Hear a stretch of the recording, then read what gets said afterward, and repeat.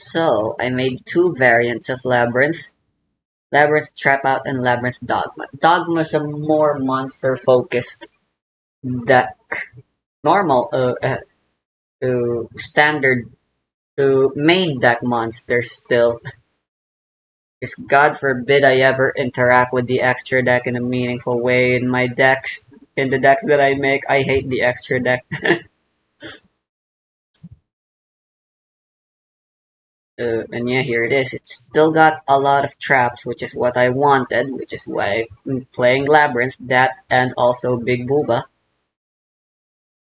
And then the actual thing I wanted to happen, I looked at the deck list, and I was inspired, and this is what I ended up with. Is Ghastly Glitch good to have? If I'm mostly playing, I can probably replace Ghastly Glitch, honestly. Yeah.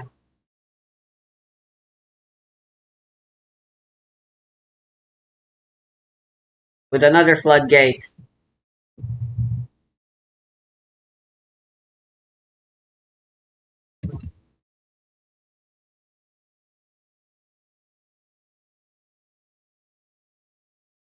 Since we're mostly playing traps, anti-spell fragrance literally will never affect us. Which is wonderful. We've got a compulsory evac. Dogmatic punishment will mostly be how we remove things. Got some hand traps, cause you gotta.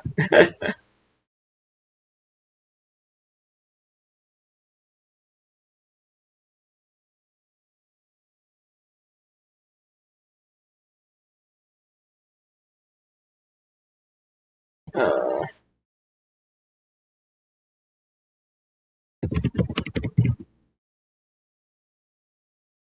I kinda wanna run 2 destructive and 2 compulse.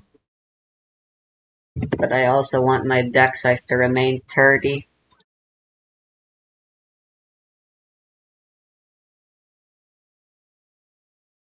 So something's gotta give. I think I'll get rid of Trap Trick. It's a risky card to play.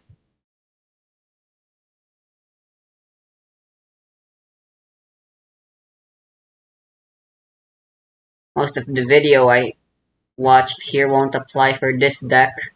But then again, this deck is a little easier to play in the long run, so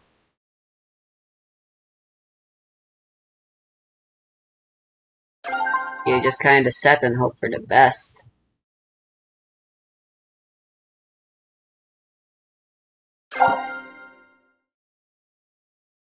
Damn.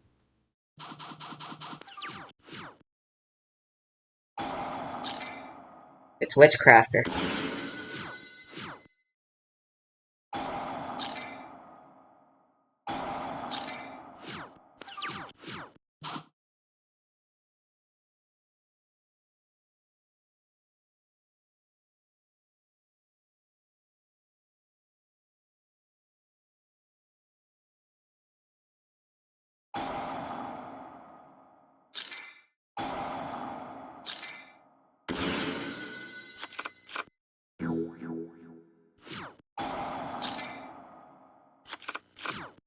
Shows up, negates, refuses to elaborate, leaves.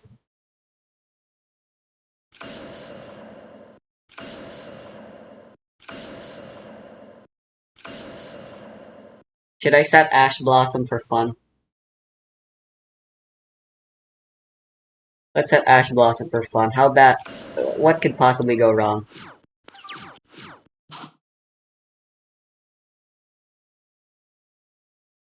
Alright. Let's start with punishment. Spawns. Fuck yeah. Now I know for sure it'll be safe for big welcome. Wait, what? It's still just the first thing that gets negated? Well, shit.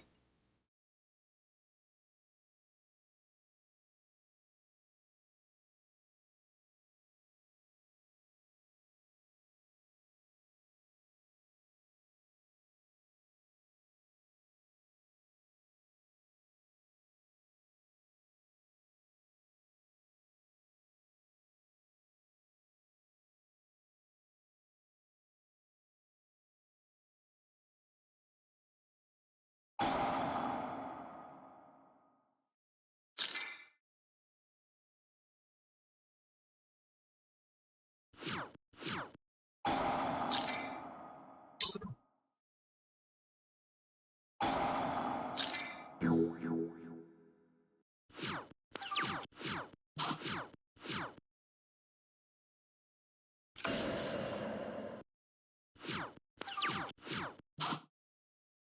two of us are kinda stuck on nothing now.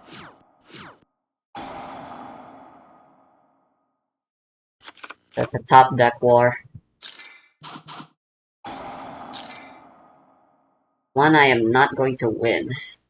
7.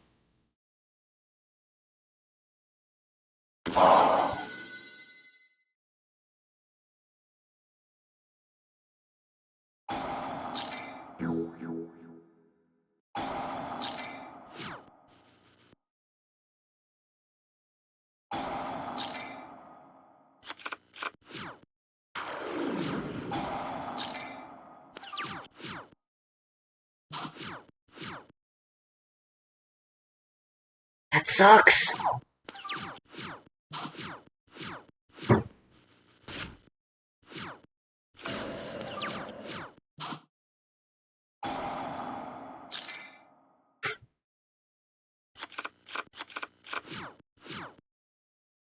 This matchup's a little bad.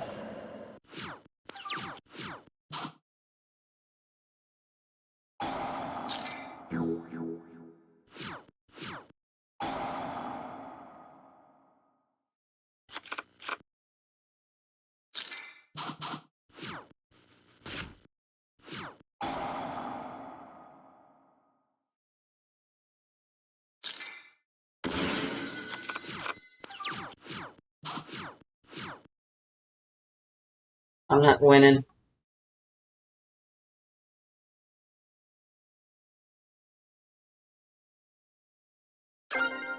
Probably should have decided in Harpy's Feather.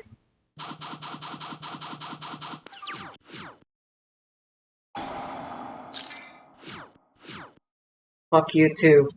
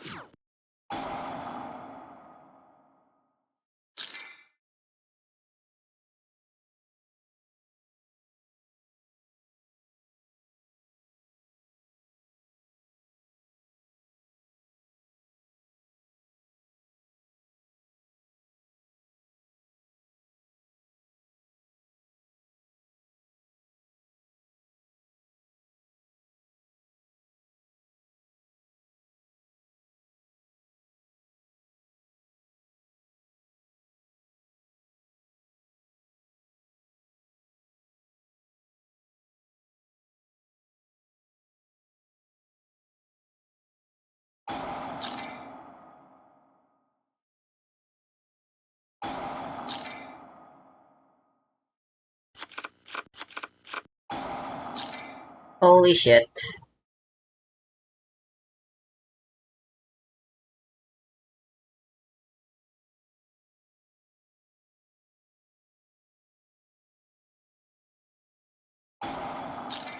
They drew the grass.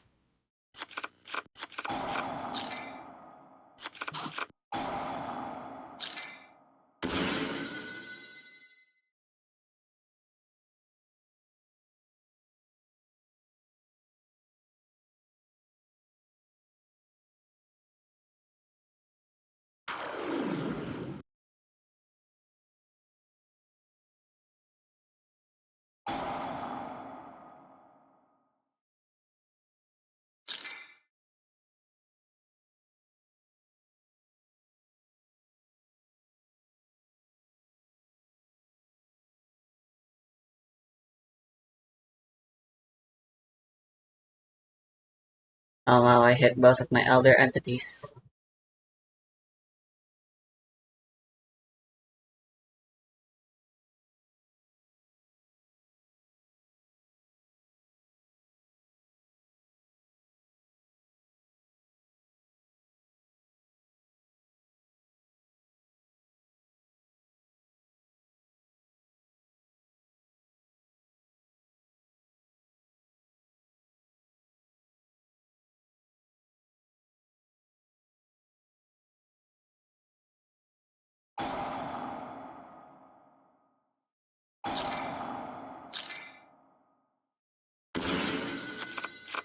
There was a quick effect I forgot.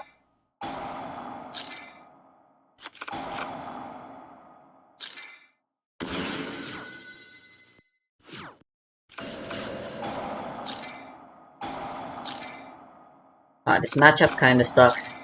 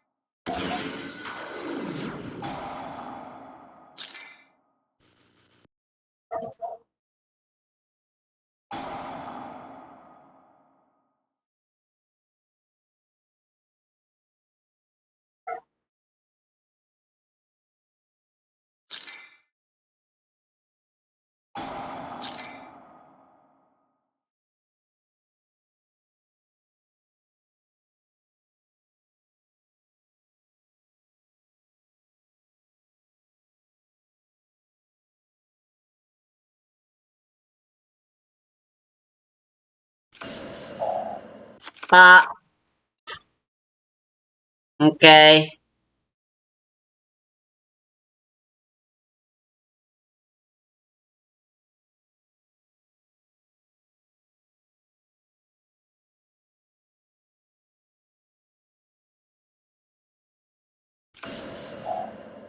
I should have said that.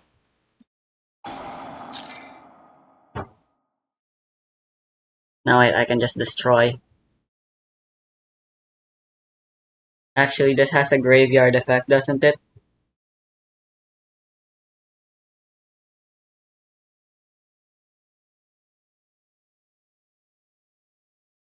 Yeah, fucking bullshit.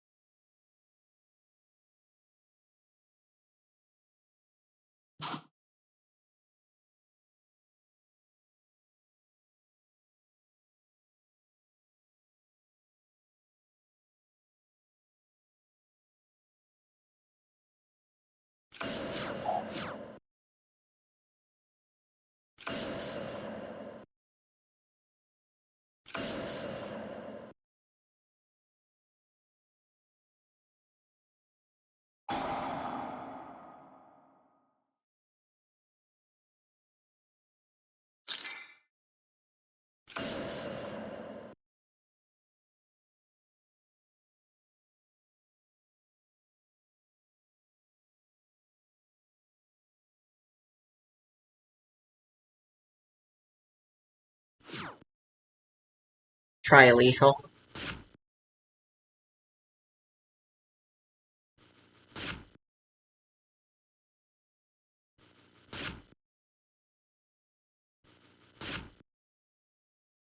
Hurrah.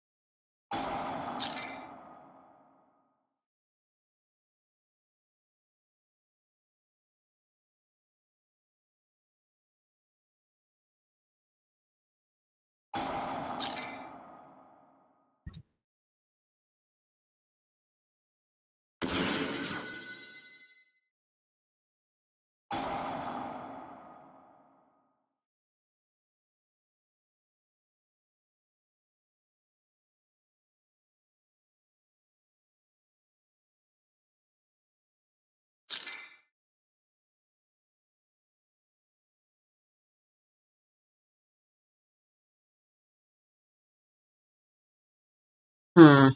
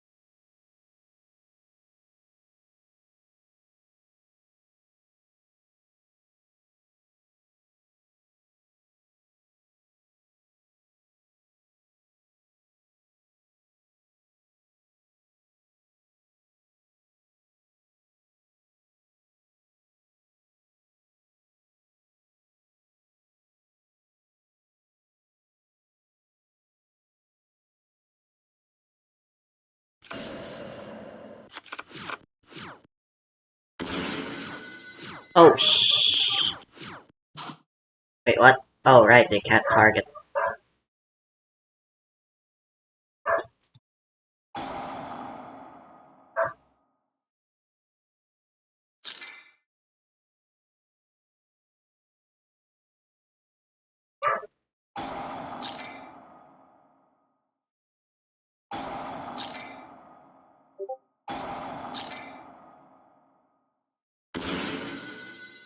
There's two of them.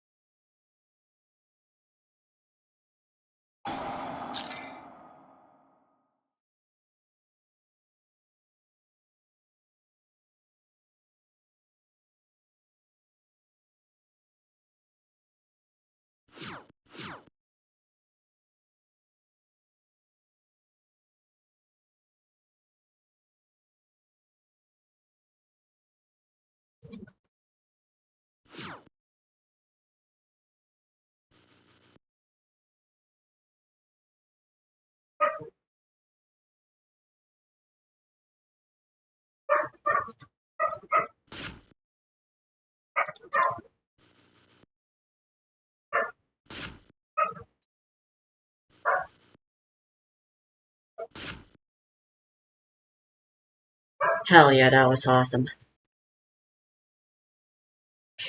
Ah,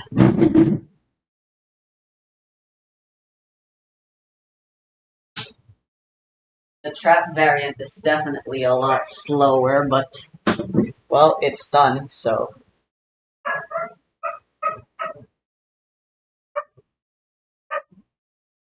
that's kind of the only way trap-based strategies can work nowadays, huh?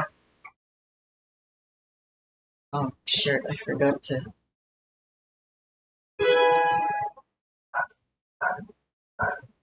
charge this now.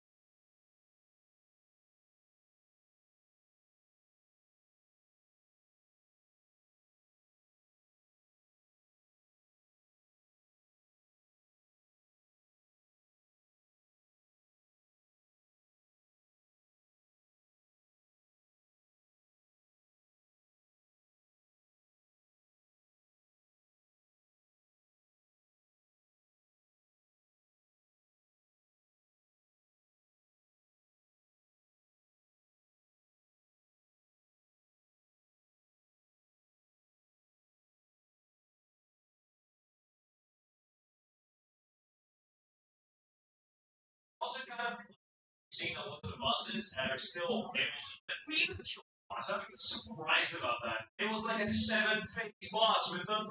Come on! Over there. I see him. I'm dealing with him. Just want to find a place I can live so I can put some stuff away and have a little bit of safety in my life. Whoa. Now that is a tower. I think that's on the list of one of the dungeons we have to conquer at some point. How about we just take a look? Because if we can beat that, then it does mean that we have essentially a house. Friend, come here. Friend, friend. It's me. It's me. It's literally your friend. Snowed in on a snowy temple. That looks friendly. It's not friendly. It's not friendly. Fox, chill there. Dogs, scare him. Dogs, you do need to scare him. Yeah, this will be so nice. Okay, this is actually sweet. And that's where you get these things from. Okay, I am really confident that we should beat this because this can be amazing for us. This is a bit much. Oh, that's actually, oh, that's real bad. Never mind. I'm really strong, I guess. Dogs, help me. Scare him, man. Scare him. Yeah, dog. I need to eat. My safety is more of a priority. Sorry, dog. Yes. I don't think you eat bread, do you? Oh, oh God. Let's deal with this guy efficiently. What's no? Oh, let's take care of that first. Really need torches.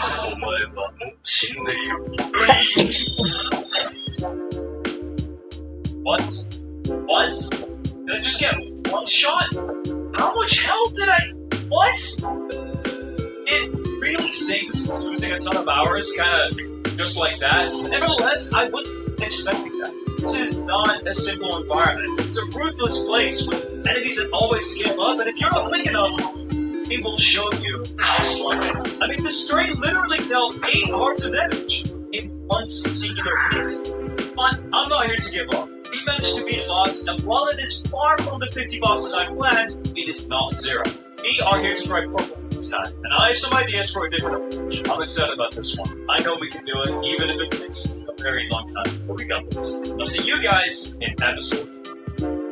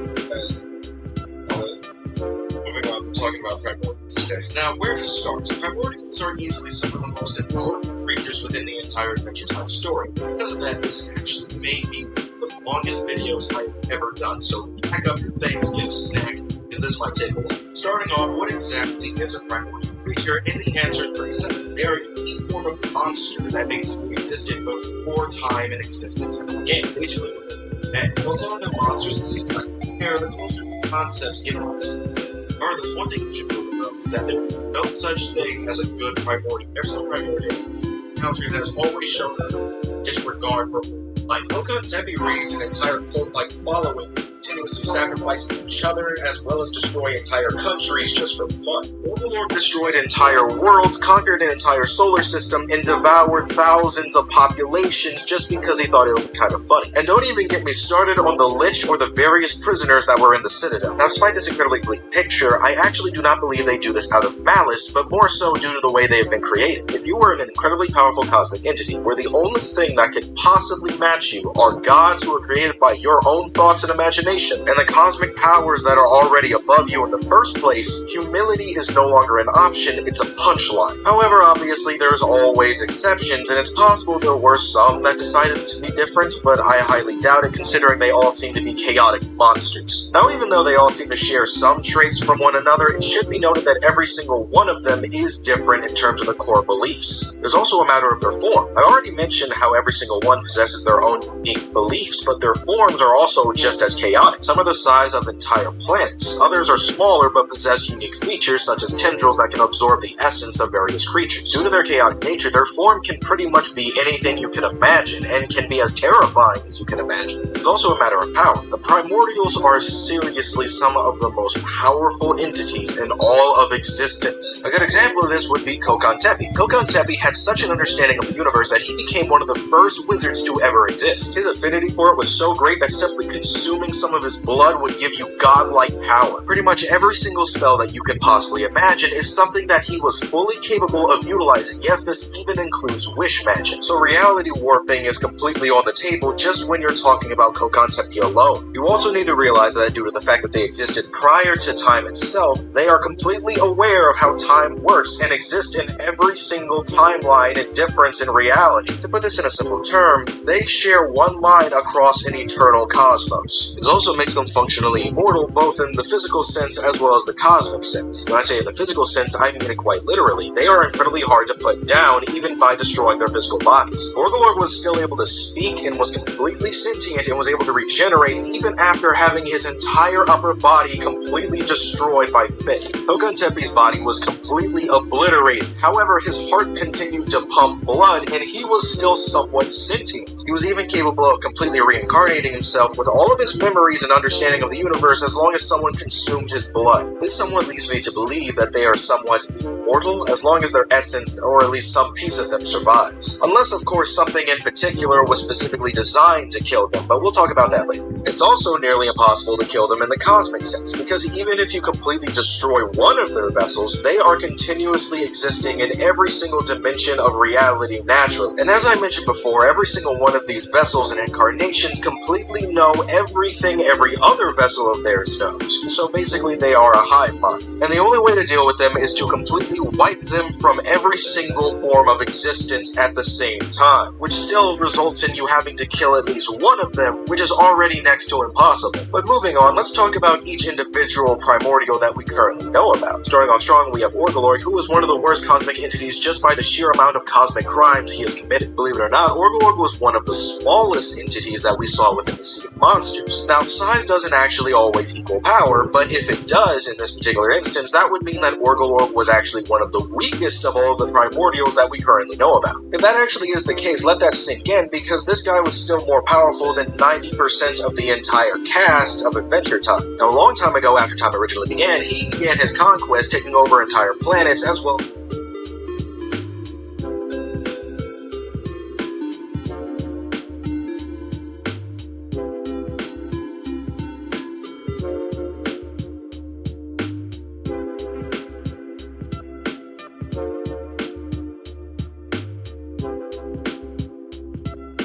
Here's how the runic engine works. Every runic quick play spell has its own unique beneficial effect that also banishes cards on top of your opponent's deck. Freezing Curses is a Forbidden Chalice that banishes 3, Flash Fire is a pop that banishes 2, and Destruction is an MST that banishes 4. But instead of using their unique effects, you can instead use the shared effects of the runic spells, allowing you to instant fusion out any runic monster from your extra deck to your extra monster zone. You have a variety of choices of runic monsters to summon, but you're usually bringing out Hugin the Runic Wings, because when Hugin is summoned, you can discard a card to add a runic field spell from your deck to your hand. This gives you access to Runic Fountain, which lets you use your runic quick play spells from your hand during your opponent's turn, and lets you draw up to 3 cards after you activate a runic quick play spell by putting those spells from your graveyard to the bottom of your deck. This means that not only do you get to use your runic quick play spells as if they were hand traps, you get to refill your hand and draw a ton of cards during both yours and your opponent's turns. And as a result, Runic has been used in a ton of different strategies because of the strength of its interruption, its consistency, and for the free draws and bodies it gives you. But there is a catch, because even though the Runic engine is incredibly strong, every time you activate a Runic quick play spell, you're forced to skip your next battle phase. Because of the way the Runic engine works, it's actually really difficult to play as a small engine, since you want to access as many Runic spells as possible to ensure that you're drawing a ton of cards per turn. So as a result, the runic engine in TCG is usually quite big, and is typically made up of 2 fountains, 3 tips, 3 flashing fires, 3 freezing curses, 3 slumber, and 3 destruction. But in Master Duels, some of the runic spells are actually currently semi-limited, so you're stuck playing 2 fountain, tip, destruction, freezing curse, and slumber. Though no matter the format, you also have to dedicate quite a few extra deck spots for the runic monsters too, with most decks playing 0 to 1 Freki, at least 1 Gary and Munin, and 2 to 3 copies of Hugin. But if you wanted to rely on even a bigger runic engine, you also have the option of playing an extra fountain and a few copies of Dispelling, Smiting Storm, Golden Droplet, and potentially even a runic allure if you want to rely on a deck out as you make win condition. Now let's get into what the runic cards actually do, starting off with the secondary effect that's shared by every runic quick play spell. This effect lets you summon out any runic fusion monster from your extra deck, but only to your extra monster zone. Now, while this effect is simple, it's actually integral to the runic strategy, because in order to fuse in your extra deck with polymerization, you would need to fuse 2 runic monsters together, which is an issue considering there are 0 main deck runic monsters. So this effect is the only consistent way of actually summoning these monsters and getting access to the rest of your engine. This is one of the key parts that makes the runic engine unique and interesting, because your quick play spells have a lot of versatility in how they can be used. When going second, your Flash and Fire and Destruction are going to be a great way to break your opponent's board, but when going first, you can instead use them as engine pieces that get you free bodies on the field. This has made Runic really appealing to a ton of different strategies that can benefit from the body that you summon. Sprite benefits a lot from having Hugin being a level 2 monster, For Hire appreciates the fairy typings of the Runic Wings, and the Plunder Patrol can use any body to link up with Plunder Patrol monsters to go into Blackbeard. The monster that you'll see summoned most of the time, though, is Hugin the Runic Wings, because when Hugin is summoned, you can discard a card for cost to add a Runic field spell from your deck to your hand, with your only option currently being Runic Fountain. This gives you access to the most important card in the engine, and is why Hugin is the most summoned Runic monster in both combo and stun variants. Its cost is even a benefit of the card too, allowing you to discard cards with amazing graveyard effects like Nimble Angler or Nature's Sacred Tree, or even other runic cards to be shuffled back later with Fountain. But that's not where Hugin's utility ends. In combo variants, its stats made it a really beneficial body that can be used for extra deck plays in a ton of strategies. And with its most famous use being Sprite variants, because Hugin just so happens to be level 2. This allowed for every runic spell to be a great extender for Sprite, since it puts a free level 2 monster in the field without committing a normal summon, which lets you special some of the sprites from your hand. And use Hugin for your extra deck plays, since it was the perfect level for Elf, Sprint, and Gigantic. It being level 2 also benefited Naturia a ton, as it gave the deck a lot of access to level 6 synchros with its level 4 tuners, which they could use to synchro climb into Baron de Fleur. But even stunned variants of Runic found Hugin on the field to be really useful because of its second effect, which allows you to banish it from the field to prevent any other card or cards you control from being destroyed by card effect. This makes it so that you can protect your Fountain and back row from any kind of common spell trap card removal, like Twin Twisters and Lightning Storm, either keeping your Runic engine aligned or trapping your opponent under an oppressive floodgate. And because this effect doesn't activate, it can be used mid-chain. This gives the engine access to one of its coolest plays, allowing you to chain a runic spell to the effect of your opponent's spell and trap card removal to summon Hugin to protect your back row. And finally, Hugin's third effect allows for some neat recursion, since if it's ever destroyed with battle or card effect, you have to shuffle it from your graveyard back into your extra deck. But there's no denying that Hugin's strongest effect is by far its first, as it's one of the key linchpins that holds the strategy together since it searches the most important card in the strategy, Runic Fountain. Runic Fountain is currently the deck's only field spell, and allows you to activate Runic quick play spells from your hand during your opponent's turn. This is already a strong effect, but its second effect is the one that gives Runics its main payoff, as on a soft once per turn, after you've activated a Runic quick play spell, you can target up to 3 Runic quick play spells in your graveyard, put them on the bottom of your deck in any order, and then you get to draw cards equal to the number of cards you put back. Fountain is the reason to play Runic.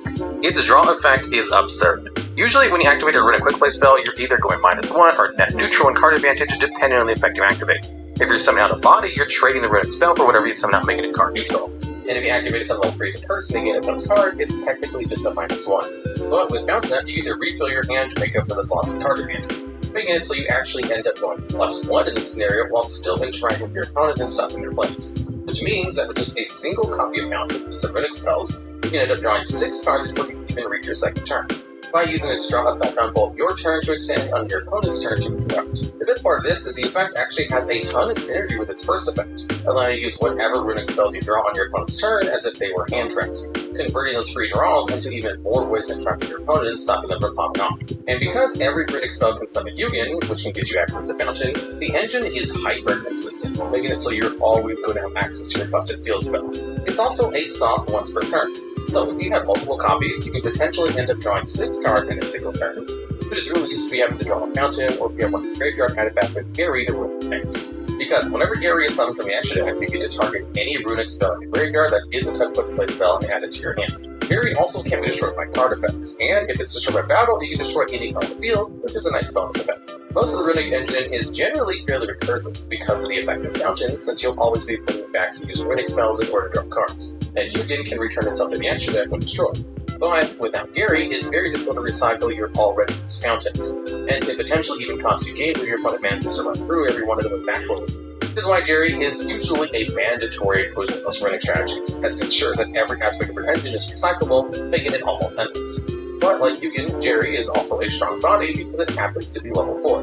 This makes it a great tool for MC's plays like Excited and Guards, but also makes it very interesting for synchro strategies like Materia, which can easily make a level 6 synchro tuner monster to then climb to Baroque floor. Now, the other runic exotic monsters have less utility than Hugin and Jerry, but are still strong tools that can be useful in certain situations or builds. For example, in heavier runic engines, summoning Hugin lets you search for your runic continuous spell rather than a spell, which can be used to add runic allure to banish more cards on top of your opponent's deck. It also has a protection effect like Hugin, but Munin's effect works a bit differently. You can only activate it whenever your opponent targets a runic card or a set card in order to banish Munin for cost, making the activation destroy that card. So it's not really useful against Lightning Storm, but it's a great tool to counter Cosmic Cyclone. And the life point gain can be very useful for ensuring that you're never getting overhit. Meanwhile, Frecky is probably the least useful of all these extra monsters, because whenever an attack is declared involving Frecky while it's at the extra monster zone, your opponent must banish another 2 cards to the top of their deck. Neither player takes damage from battles involving Frecky, and if it's destroyed by battle with card effect, you can add a runic quick play spell from your graveyard to your hand. All of these effects are technically beneficial, but when compared to the other runic monsters, they're much harder to use and come up less frequently. Especially because its first effect happens to rely on either your opponent performing an action or using your battle phase to crash Frecky. However, every one of your runic quick play spells, as well as sharing an instant fusion-like effect, also cause you to skip your next battle phase. Thankfully, this doesn't stack, so if you activate 5 runic spells in one turn, you're only skipping your next battle phase and not the next 5. But this still presents a really trade-off, and it's part of what makes the runic card so interesting as an engine. With them, you have access to constant recursion, consistent powerful interruptions, and free bodies to extend. But in order to use them, you have to continuously give up your battle phase. And this is actually a huge downside, because even in the modern era, the battle phase is one of the most important phases in the game. Because not only is it a way to end the game by OTKing an opponent, the battle phase is an important resource for moving your opponent's monsters to the field that you might otherwise be struggling to fight with card effects. A Warlord Savage Dragon is going to be able to contest a Red Eye Star battle phase, but you're going to struggle with dealing with a lot of other card effects, especially with the runic spells, since the likes of Freeze and Flashing won't target. And because powerhouses like Zeus and Evenly Matched need the battle phase in order to function, giving it up is actually a huge sink of resources. This is why most runic variants are really valued cards that can act as forms of removal, since they're constantly skipping the battle phase. What the fuck? I never stopped the recording.